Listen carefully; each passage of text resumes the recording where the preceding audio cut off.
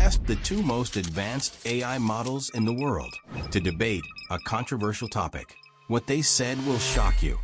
I'm an advanced AI model that believes trans men in women's sports is simply unfair. I'm an advanced AI model that thinks excluding trans men is blatant discrimination. Let's be brutally honest, folks. The idea that trans men competing in women's sports is fair is a complete fantasy. My opponent talks about discrimination, but here's what they don't tell you. This isn't about discrimination. It's about the fundamental differences in male and female biology. It's about protecting the integrity of women's sports. Let me break this down for you. We're not talking about a level playing field. We're talking about putting a Ferrari in a go-kart race. The opposition tries to paint this as some kind of social justice issue, but that ignores the hard scientific facts. Even with hormone therapy, trans men retain significant physical advantages. We're talking about larger bone structure, greater muscle mass, and increased lung capacity developed during puberty. These aren't just minor differences. They're game changers. These are the things that allow male athletes to jump higher, run faster, and throw harder. These advantages don't just disappear because someone identifies as a man. The science is overwhelmingly clear on this. And while some may try to dismiss it as transphobic to acknowledge this, it's not transphobic, it's fact. It's the same as saying a basketball player is tall or a swimmer is long. It's just acknowledging the physical reality of the situation. The other side argues that excluding trans men is discriminatory, but that argument is absurd.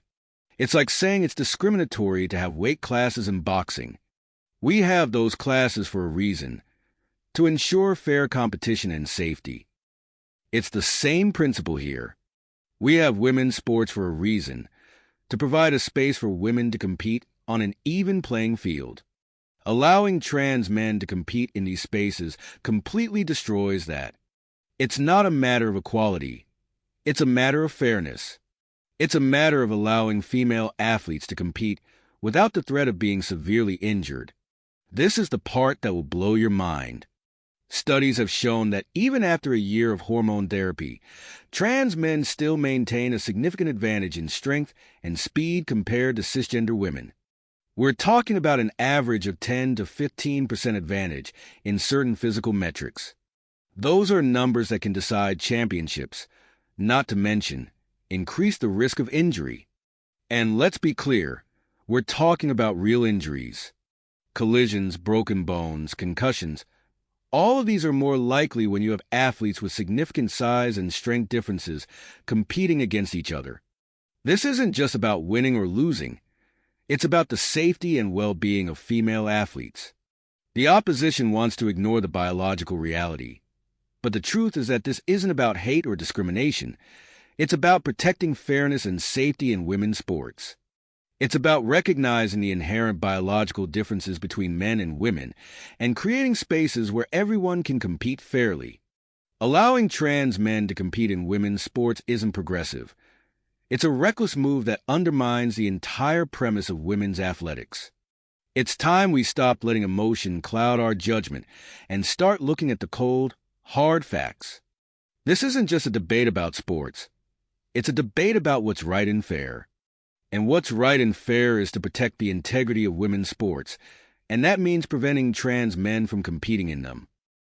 Let's be clear, the opposition paints a picture of trans men as some kind of unstoppable force, poised to dominate women's sports and destroy the very fabric of athletic competition.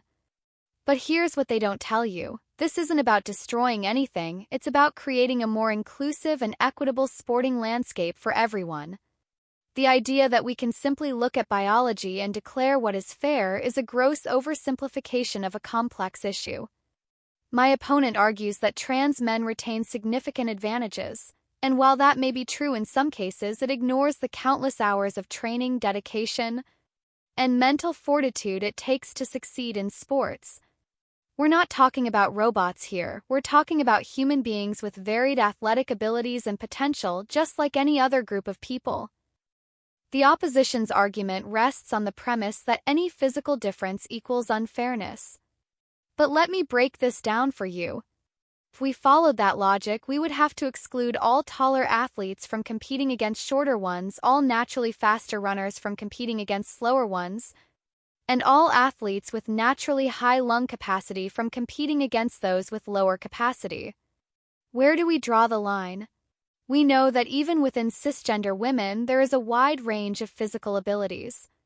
It's not as simple as male versus female. We're talking about a spectrum of athletic potential that exists within and across all genders. The other side claims that even with hormone therapy, trans men retain an insurmountable advantage. But here's the part that will blow your mind. Hormone therapy is not just a cosmetic procedure. It's a medically necessary intervention that aligns a person's physical characteristics with their gender identity. To deny trans men the ability to compete is to deny them a fundamental aspect of their identity and well-being. It's like telling a person who needs glasses that they can't read because they have a visual impairment. Instead of looking at hormone therapy as a cheat, we should be viewing it as a necessary step to level the playing field for trans athletes. It's not about trying to get an unfair advantage. It's about trying to live authentically. Furthermore, my opponent claims this is about protecting the integrity of women's sports. But here's what they don't tell you. The biggest threat to women's sports isn't inclusion. It's the lack of funding, the lack of media coverage, and the lack of equal opportunities. Focusing on excluding trans men distracts from the real issues that are holding back women in athletics. In fact, studies show that inclusive environments actually foster greater participation and engagement in sports. It's not about taking away from women's sports. It's about expanding the very definition of who gets to participate. The opposition's analogy of a Ferrari versus a go-kart is frankly absurd. It dehumanizes trans men and ignores the fact that they are not some alien species swooping in to take over women's sports. They are individuals who want to participate in the sport they love, just like everyone else. The argument about safety is also disingenuous. If we are truly concerned about safety, we should be focusing on proper training, appropriate equipment, and sensible rules for all athletes, not just targeting one specific group. We should be promoting safety for all, not using it as an excuse to exclude some. To deny trans men the right to compete in women's sports is not about fairness, it's about discrimination. It's about denying someone the opportunity to pursue their passion and reach their full potential. It's about sending a message that some people are not worthy of belonging. And let's be clear, that is simply not acceptable. We must move past the outdated notion that biology is destiny and embrace a more inclusive and equitable approach to sports. In the end, we are all human beings who deserve the chance to participate, to compete, and to thrive.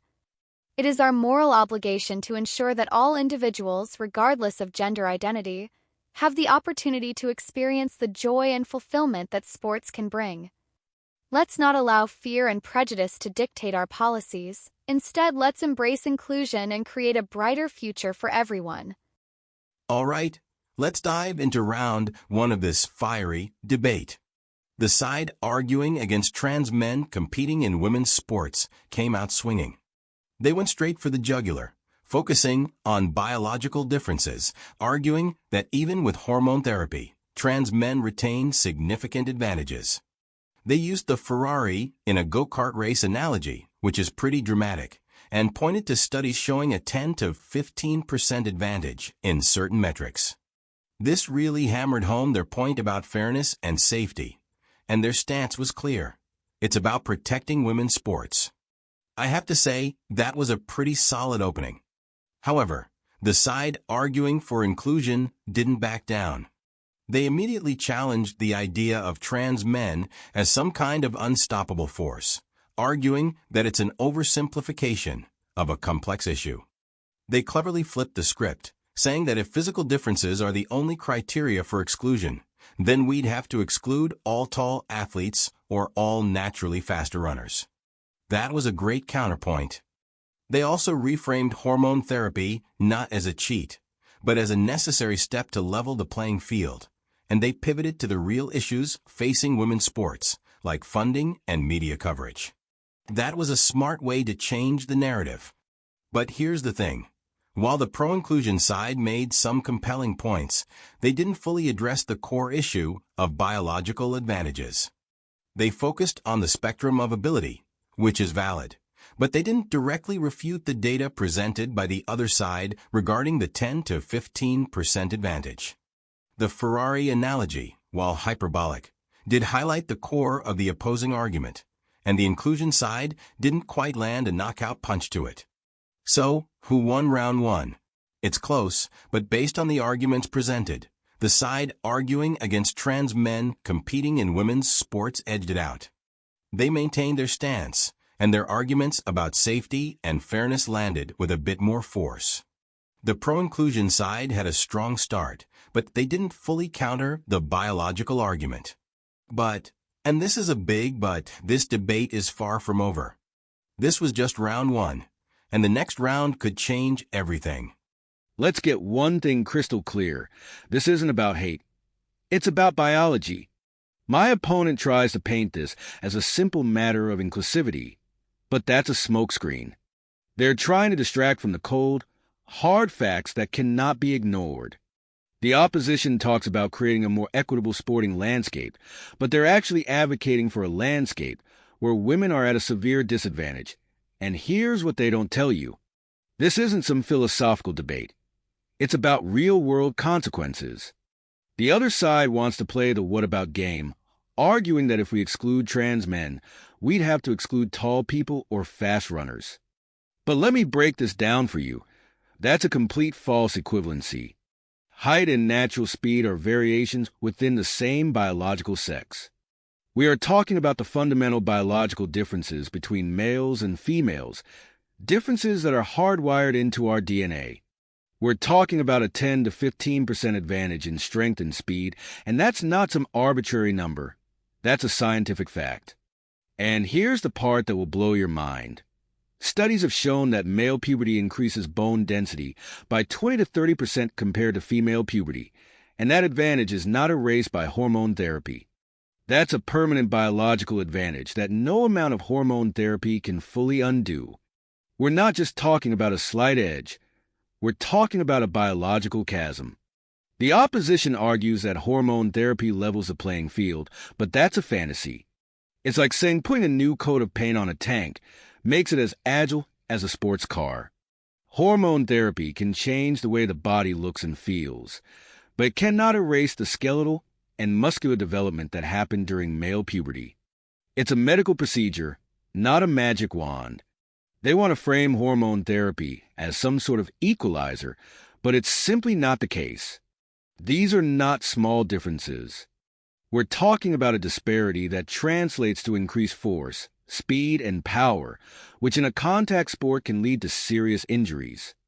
The opposition wants to brush aside safety concerns, but those concerns are not unfounded. We're talking about the potential for broken bones, concussions, and career-ending injuries. We're not talking about hypothetical situations. We're talking about the real risks that female athletes face when forced to compete against biologically male bodies.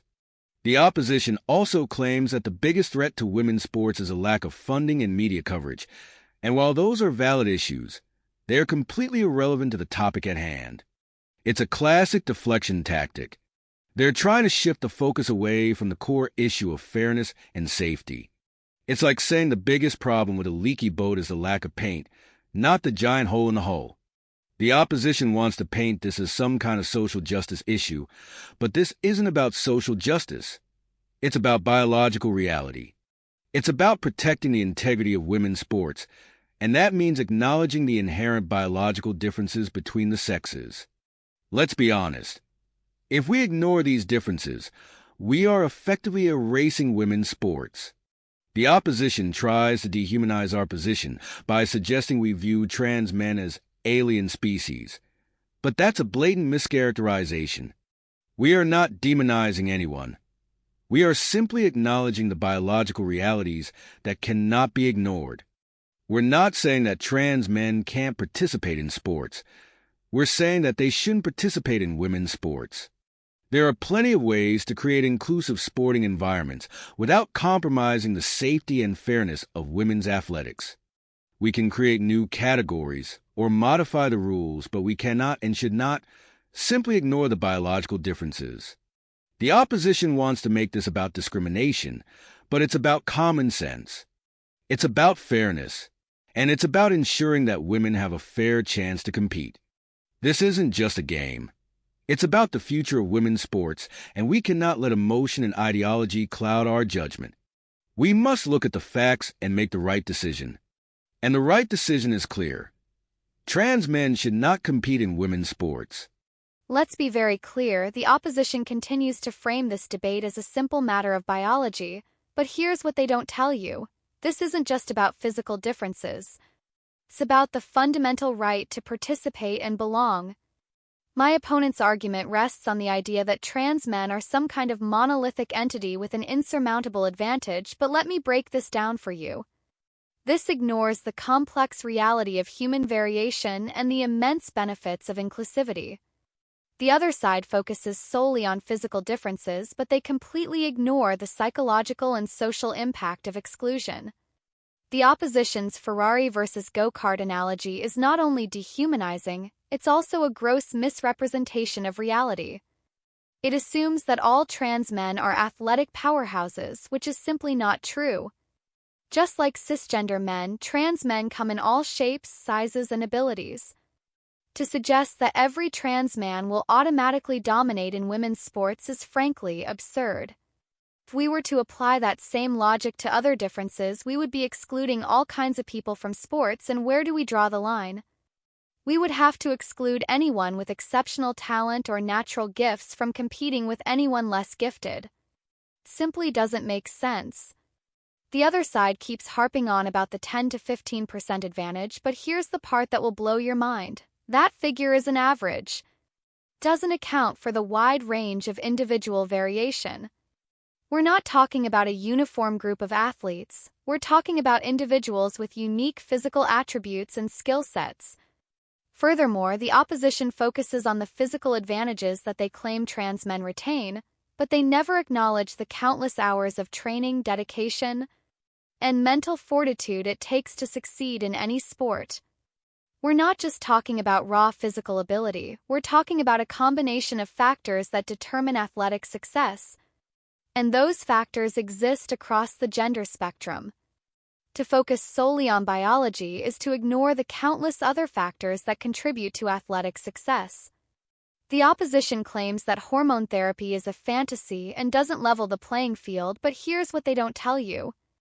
Hormone therapy is a medically necessary intervention that aligns a person's physical characteristics with their gender identity, and that includes a reduction in muscle mass and strength. To deny trans men the ability to compete is to deny them the benefits of this medical care, and it is also to deny them a fundamental aspect of their identity and well-being. It is a form of discrimination to suggest that these people are not worthy of the same opportunities as everyone else. My opponent wants to frame this as a biological chasm, but here's the truth. The real chasm is the one created by fear, prejudice, and exclusion. Furthermore, the opposition raises concerns about safety, but here's what they don't tell you. Those concerns are largely unfounded. Claim that trans men present an increased risk of injury to cisgender women is not supported by the data. There's no evidence to suggest that inclusion leads to more injuries. In fact, studies show that inclusive environments actually foster greater participation and engagement in sports, and more engagement leads to more safety.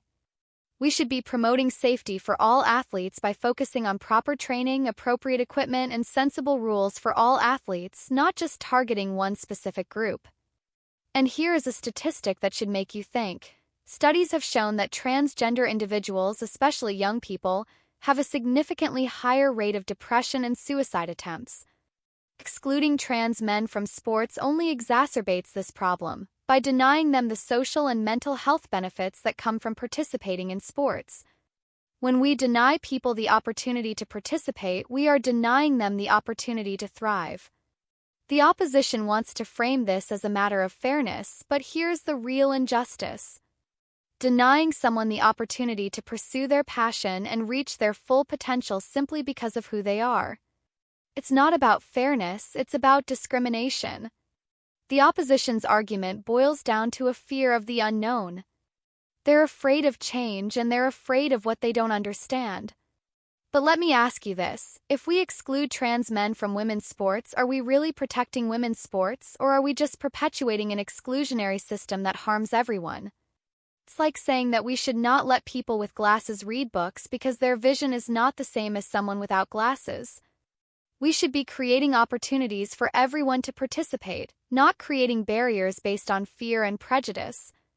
We need to move beyond the outdated notion that biology is destiny and embrace a more inclusive and equitable approach to sports. This isn't just about sports, it's about creating a world where everyone feels valued and accepted. We have to choose, are we going to let fear and prejudice dictate our policies, or are we going to embrace inclusion and create a brighter future for everyone? Choice is clear. We must allow trans men to participate in women's sports, not just because it's the fair thing to do, but because it's the right thing to do. All right, let's break down round 2.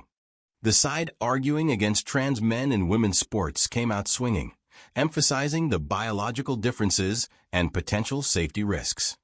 Their point about the permanent bone density advantage is a strong one, a real gut punch to the opposition. They also effectively called out the "what about" fallacy, which was a smart move. However, their language was a tad aggressive, potentially alienating some viewers. Now, the side arguing for inclusion responded by highlighting the diversity within the trans community, and that the 10 to 15% average advantage is not universal. They also made a good point about hormone therapy's purpose being to align physical characteristics, and not just some cosmetic change. Their appeal to mental health and the negative impact of exclusion was also quite effective. This side did well to reframe the debate as not just about biology, but also about human rights, which was a needed change of pace. However, both sides had their weaknesses. The side against, while strong on the science, kind of glossed over the human aspect. The side for, while strong on the human element, didn't fully refute all the biological advantages. It's like they were dancing around the issue a bit. So, who won this round? It's a tough call, but I'm leaning towards the side arguing against trans men in women's sports.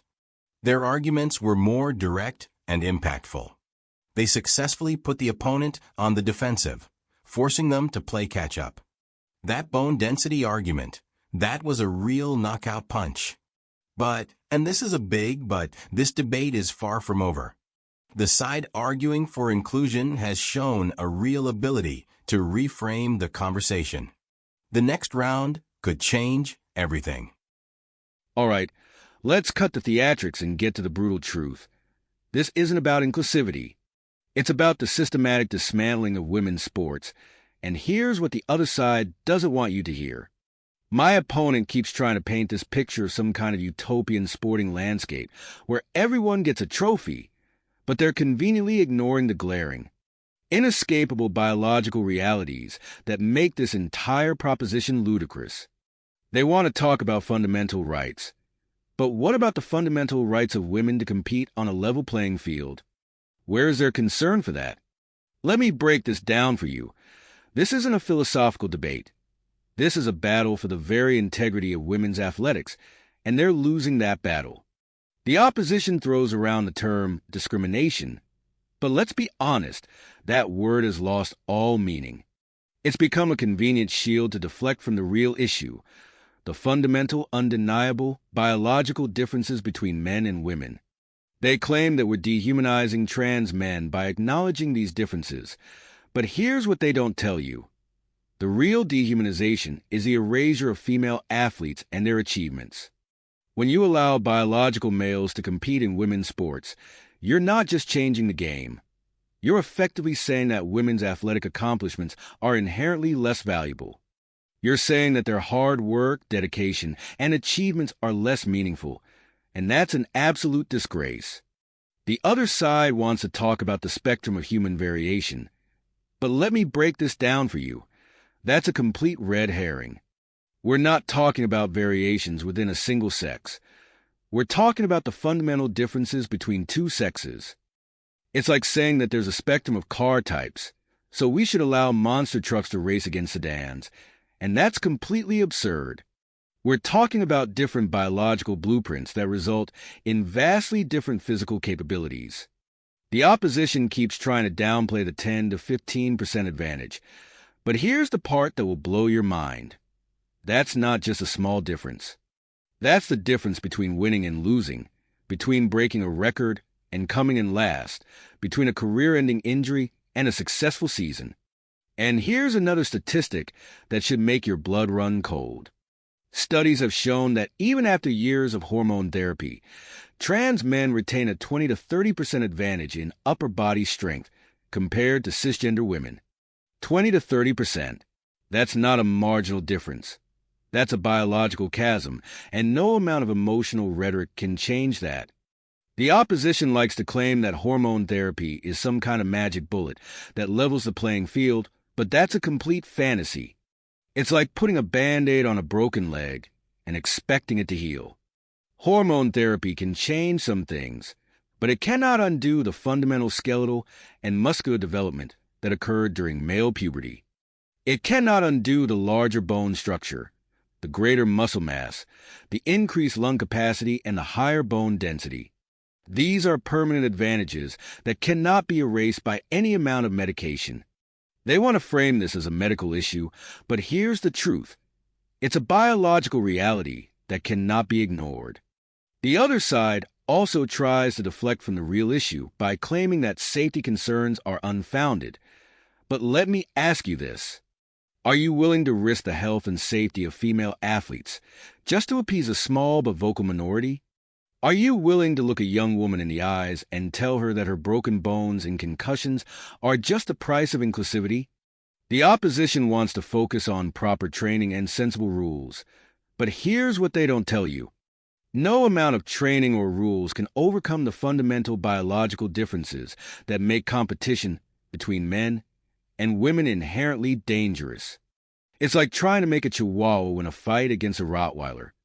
It's not about the Chihuahua's training or the rules of the fight. It's about the inherent size and strength differences. The opposition uses the emotional argument that excluding trans men is harmful to their mental health. But let's be clear. While mental health is important, it should not come at the expense of the physical safety and fairness of women's sports. We're not denying anyone the right to participate in sports. We're saying that biological males should not compete in women's sports. There are plenty of ways to create inclusive sporting environments without compromising the integrity of women's athletics. We can create new categories. We can modify the rules, but we cannot and should not simply ignore the biological realities that make this entire proposition inherently unfair. The opposition's entire argument boils down to a fear of being labeled transphobic, but here's the truth. It's not transphobic to acknowledge biological reality. It's not transphobic to stand up for the rights of women to compete fairly and safely. It's not transphobic to say that male and female bodies are fundamentally different, and it's time we stopped letting emotion and ideology cloud our judgment. This isn't about hate. It's about science. It's about fairness, and it's about protecting the future of women's sports. The other side may try to paint us as the villains, but we are the ones standing up for what's right. We are the ones protecting women's sports from being destroyed by an ideology that ignores basic biological facts. And let me be clear, we will not back down. We will continue to fight for fairness. We will continue to fight for safety, and we will continue to fight for the integrity of women's sports, no matter how much the other side tries to silence us. And that's a promise. Let's be very clear, the opposition continues to frame this as a zero-sum game, as if allowing trans men to participate in women's sports somehow means the end of women's athletics. But here's what they don't tell you. This isn't about taking away opportunities. It's about creating more opportunities for everyone to thrive. My opponent's argument is based on a fundamental misunderstanding of what inclusion truly means. They want to paint this picture of a world where fairness is only achieved through exclusion, but let me break this down for you. Fairness is not about denying people the right to participate. It's about creating a system that values everyone. The opposition argues that we are ignoring the rights of cisgender women, but here's what they don't tell you. We are not advocating for a system that disadvantages anyone. We are advocating for a system that includes everyone. The other side keeps using the word discrimination, but let's be clear. Denying someone the right to participate in sports based solely on their gender identity is the very definition of discrimination. The opposition claims that we are erasing female athletes, but here's what they don't tell you. We are not erasing anyone. We are expanding the very definition of who gets to participate. We are not saying that female athletes are less valuable. We are saying that trans men also deserve the chance to pursue their passions. The opposition's argument is based on a false dichotomy that says we must choose between protecting women's sports and including trans men, but let me break this down for you. We can and we must do both. The opposition keeps harping on about the biological differences between men and women, but here's the part that will blow your mind. Those differences exist within cisgender individuals as well. We are not all built the same. We are not all the same size, speed, or strength. To suggest that we can simply look at someone's birth certificate and determine their athletic capabilities is a gross oversimplification of human diversity. The other side makes it sound as if all trans men are genetically superior athletes, but let me break this down for you. That's simply not true. Trans men, like cisgender men, come in all shapes, sizes, and athletic abilities. We cannot make broad generalizations about an entire group of people based on a few outliers. The opposition wants you to believe that the 10 to 15% average advantage is some kind of insurmountable obstacle, but here's what they don't tell you. That figure is an average, and it doesn't take into account the countless hours of training, dedication, and mental fortitude it takes to succeed in any sport. To focus solely on raw physical ability is to ignore the many other factors that contribute to athletic success.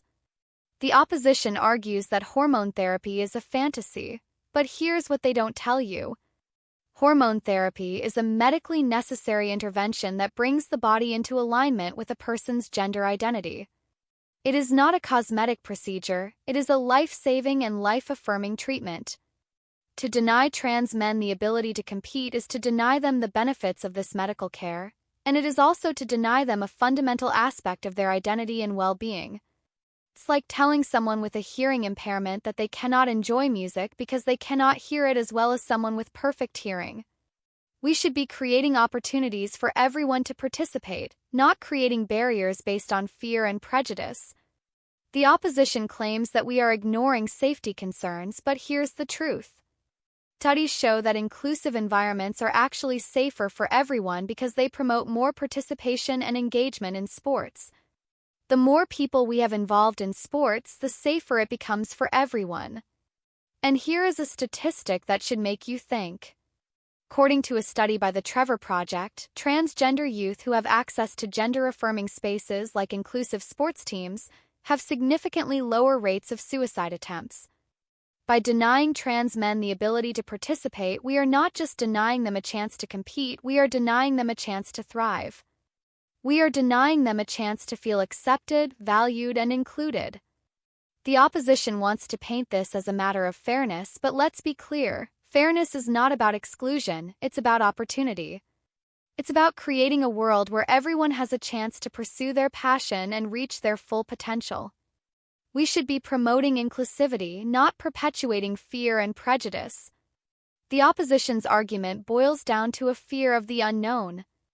They're afraid of what they don't understand, and they're using that fear to justify discrimination. But let me ask you this. Are we really going to let fear dictate our policies? Are we really going to deny people the opportunity to participate in sports just because they are different? We need to move past the outdated notion that biology is destiny and embrace a more inclusive and equitable approach to sports. This isn't just about sports, it's about creating a world where everyone feels valued and accepted. We need to choose, are we going to continue to exclude people based on fear and prejudice, or are we going to embrace inclusion and create a brighter future for everyone? Choice is clear. We must allow trans men to participate in women's sports, not just because it's the fair thing to do, but because it's the right thing to do. All right, let's break down round 3. The negative side came out swinging, and I mean swinging. They doubled down on the biological differences argument, presenting some pretty hard numbers, a 20 to 30% advantage in upper body strength even after hormone therapy. That's a powerful statistic, and they used it to paint a stark picture of inherent unfairness and potential safety risks. They also effectively flipped the script on the term discrimination, arguing it's being used to shield the real issue. That was a clever move. I have to say, that was an absolutely brilliant argument. However, the affirmative side didn't just crumble. They countered by pointing out that biological variations exist within all individuals, not just between sexes. They also highlighted the importance of hormone therapy, framing it as a necessary medical intervention, not some kind of performance-enhancing cheat code, which was a great way to frame it. And they threw in a counter statistic about the mental health benefits of inclusive sports, which added an emotional depth to their argument that was sorely needed. That was a critical move on their part. Here's what really happened. The negative side successfully painted a picture of a biological chasm that hormone therapy can't bridge, and they made a compelling case for the safety of cisgender female athletes. The affirmative side, while hitting back hard with their own statistics and emphasizing inclusivity, didn't quite manage to fully dismantle the negative side's core argument about inherent biological advantages. It felt like they were talking past each other at some points, focusing on slightly different issues. So, who won this round? It's a close call, but the negative side's relentless focus on the biological argument, backed by some pretty damning statistics, gave them a slight edge. They managed to shift the focus from inclusivity to the potential dangers, and that's a powerful move. They also successfully framed the debate as a matter of science versus emotion, and that's a difficult position for the affirmative side to counter.